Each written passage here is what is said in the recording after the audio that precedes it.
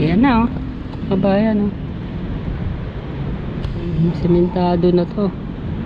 May mga ano na, palustre na. Ito na yung bago. Baka dito yung mga restaurant. Malalapad na to. Lagyan na lang ano dito. Bakod. Railings. Ayan na. Teka, parang ano to ah. Baluktot tong base. Ayan. Nakapaling siya dito. Pagka ganito to. Pagdating dito, naging ano na lang talaga. Sidewalk na lang. Ang liit pa nga sa sidewalk. Baka isarado to. Pwedeng isarado mga kabayan. Riverside Drive. Meron pang isang ano doon. Kalsada doon. Hindi na kasi siya naging esplanade.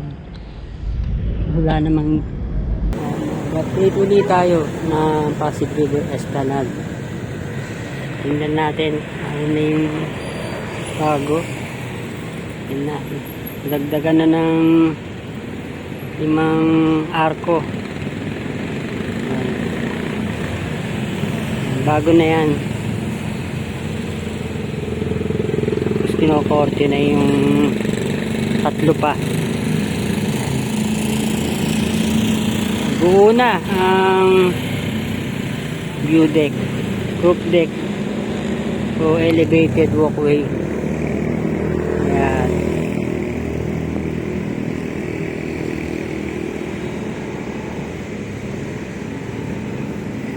Wala pa mga balustre.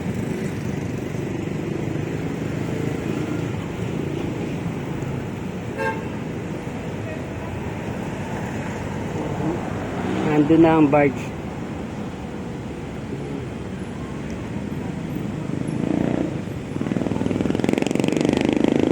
Ayan ang barge. Tinanggal yung mga plastic na lampos.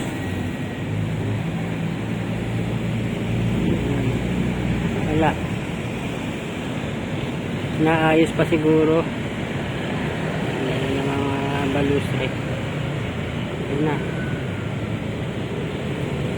Dun may harang. Yan. Yan. May harang dyan. Kalagpas yan meron na. Bago na yan.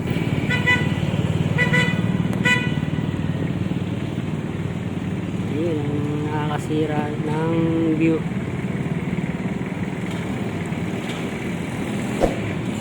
At ito pa, Bureau of Immigration. Sabi may ayaw dyan.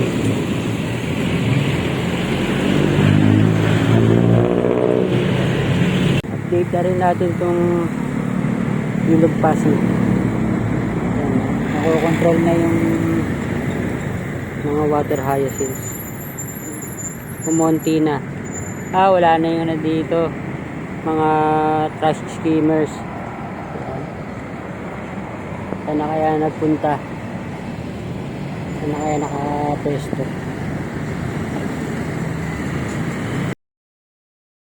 Ang ganda ng kulay ng tubig ngayon ng Ilog Pasig. Pero meron pa rin mga ano, mga basura papunta uli ng Manila Bay ang daloy ng tubig. Hindi natin zoom in natin. Doon yung may harang pa. Ayan na.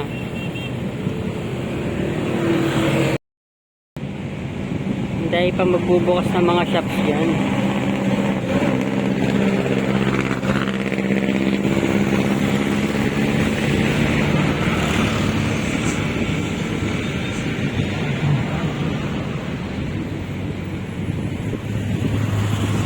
Kompleto na.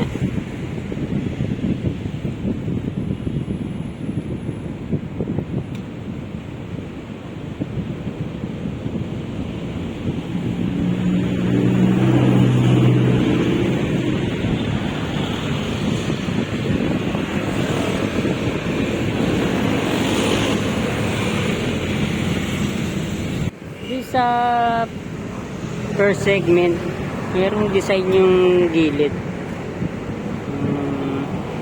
platform yan. Dito wala pa, makalalagyan pa yan, kakarantayan na ang design, bagong pintura, hagdan.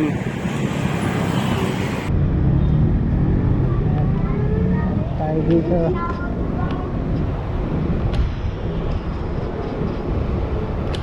Ang ganda pag mayroong mga halaman. Ang ganda na landscape.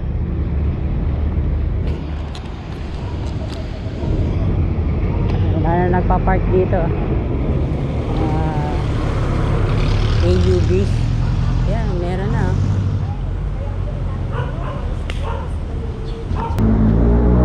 Ito hindi pa naaayos.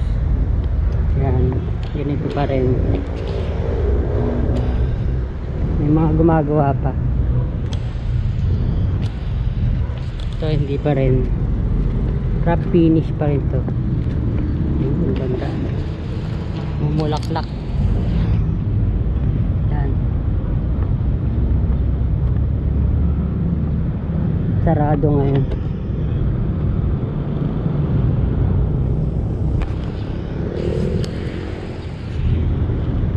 Pinturahan. Parang merong carpet tong hagdan.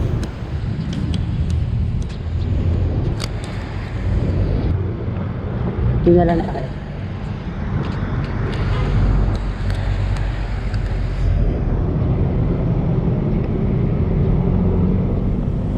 Sa original talaga na pader. At yung daanan, mga bato, mga adobe. Meron ng stylo cup.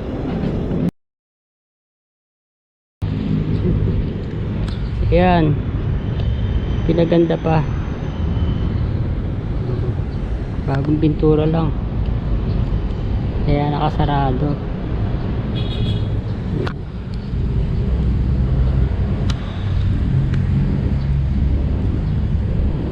Yun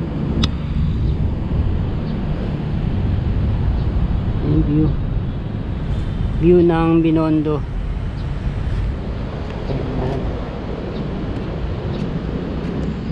Wala nang gumagawa dun sa Melia de la Industria. Ginagawa pa dun sa pader. Wala pa rin mga ilaw, aso.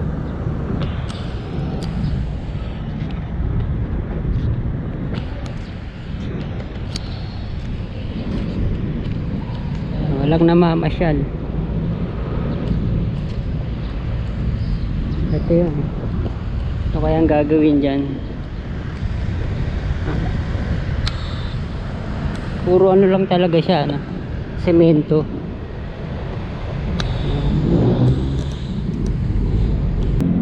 Teka, parang ano to baluktot tong base. Ayan. Nakaparing siya dito. Pagka ganito to, yung isang to,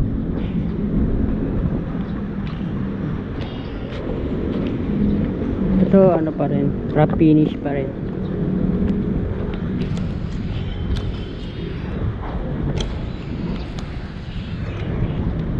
Nagtutubig pala dito.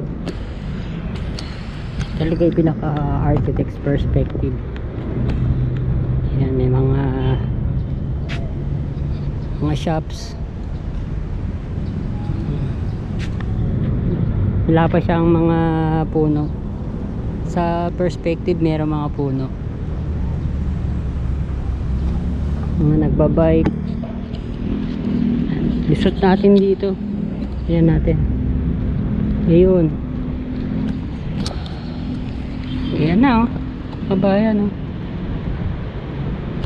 sementado na to. May mga ano na, palustre na. May railings na. Ito wala pa. Dito, wala. Dito pinakamalapad ang elevated walkway, roof deck o view deck, mga nasa 6 to 7 meters ang lapad. Ang ganda. Riverside Drive. May dumadaan mga traditional jeeps papunta ang pier. Meron din mga namasyal. Ihira lang dahil mainit. At chepo rin tayo ng namamasyal. Galing ng Magallanes Drive, 1 lane lang.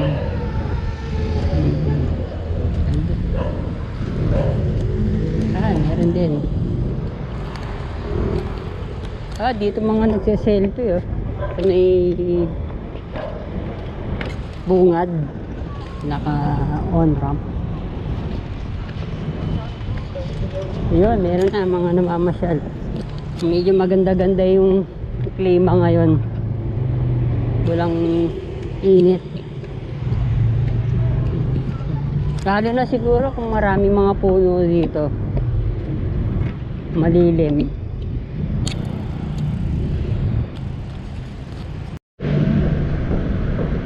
Dan dito cobblestones pa rin. Ito plain.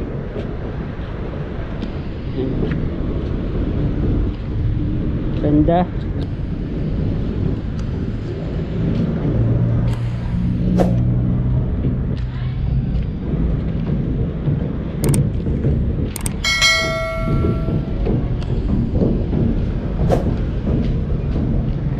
Dami pa.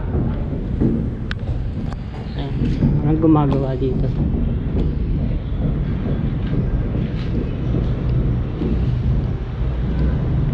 Medyo may sira na agad yung mga Venetian tiles.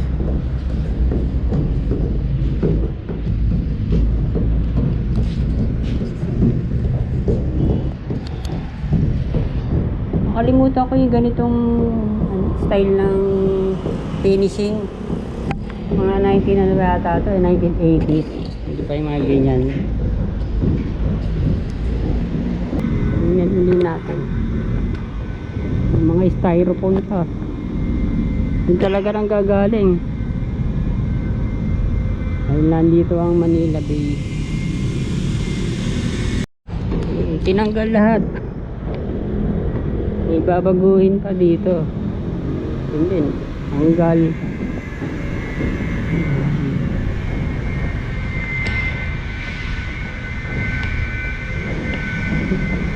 Dan dito lang yung bubong. Ito bago na.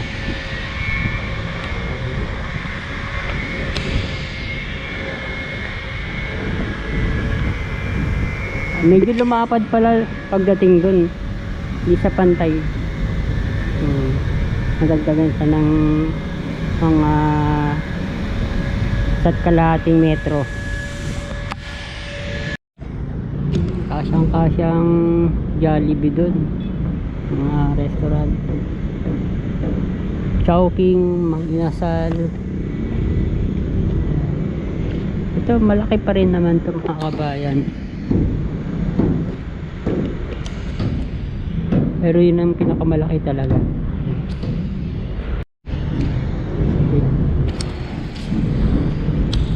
Ang ganda pag merong mga design.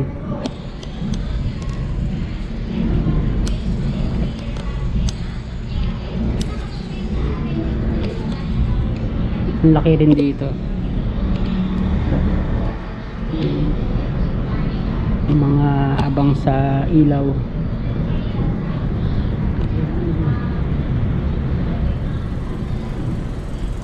Ganda.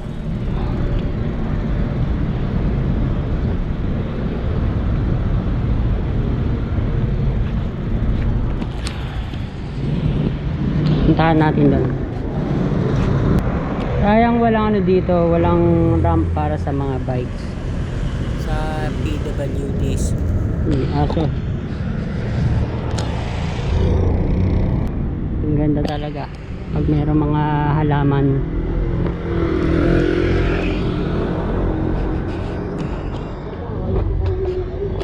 Wala pang mga ilaw sa harap.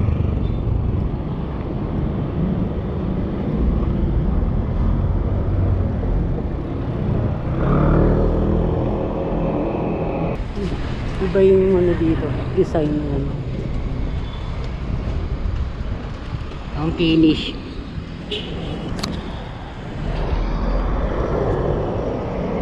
Ayun na. Ito na. Pa tayo nakikita ng ano dito, mga CR.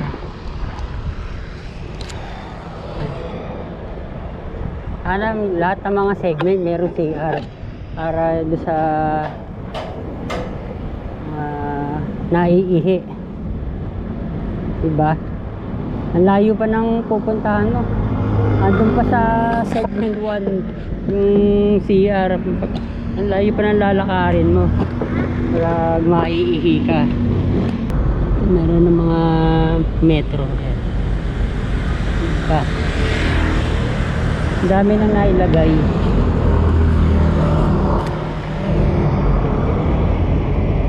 Ito na, buo na.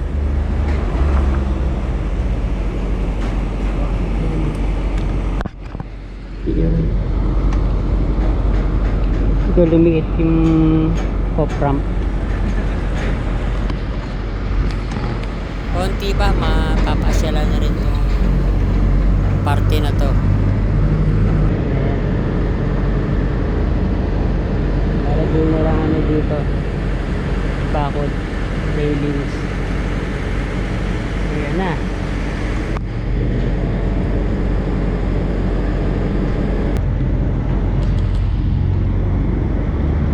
Buo na rin.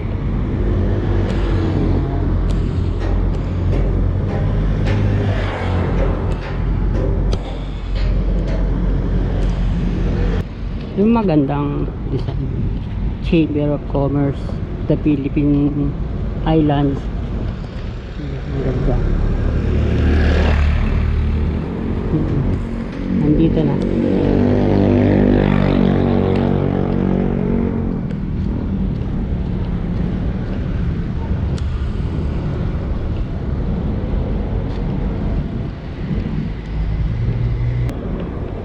Salamat, walang mga vandals, graffiti. Ito natin to.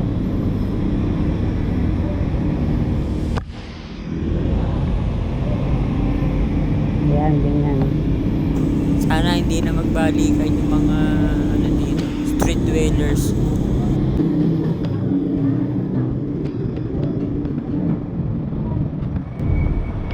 Ano kaya magiging design ng Plaza Mexico Ferry Station?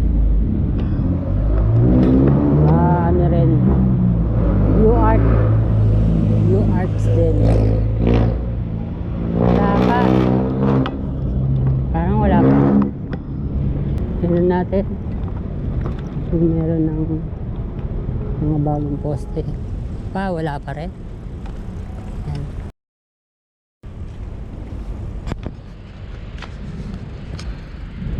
Yan.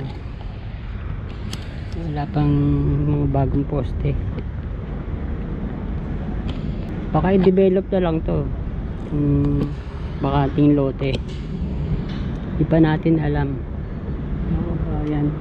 Nalanta nga lang yung mga ano dito, mga puno. Dito walang landscape. Pwede rin ano to, ano? Sarado na tong one lane dito. Doon na lang sa kabila. Meron pa dong isang kalsada. Pagdating dito, naging ano na lang talaga, sidewalk na lang. Ang liit pa nga sa sidewalk. Baka isarado to. Pwede isarado mga kabayan. Riverside Drive. Meron pang isang ano doon, kalsada doon. Pwede, no? Hindi na kasi siya naging esplanade. Hindi naman gumawa ng bagong platform dito. Lumiit na. Baka nga pwedeng isara to. Yun na lang ang buksan, yung isa.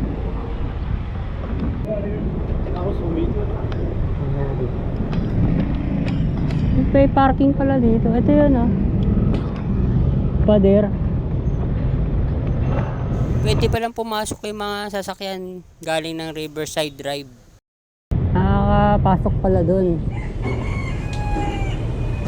Ito pa yung isang kalsada. Maliit din. Pwede dito na lang padaanin, eh. Kaso tabing-tabi na siya ng intendensya. Thank you for watching po ulit.